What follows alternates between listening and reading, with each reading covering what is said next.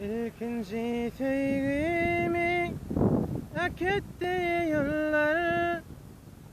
Men şunu atlayan o güneş doğanna, yatlayan bostanlar, açılan güller.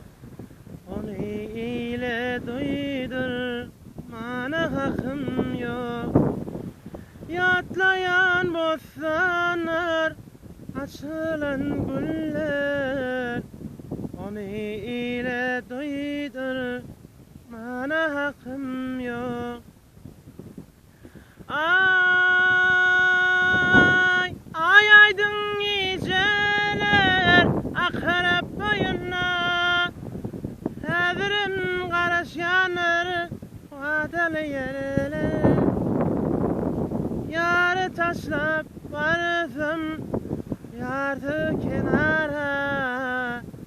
Tolkunların eli yar, nerede yerler?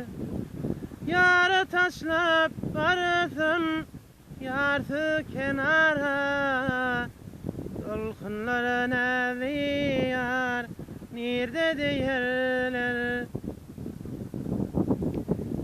Aradığımdadın aydın olsa da, inni sana yar demene hakkım yok.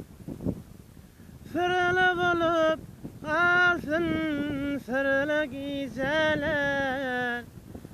Onu ile duydur, mana hakkım yok.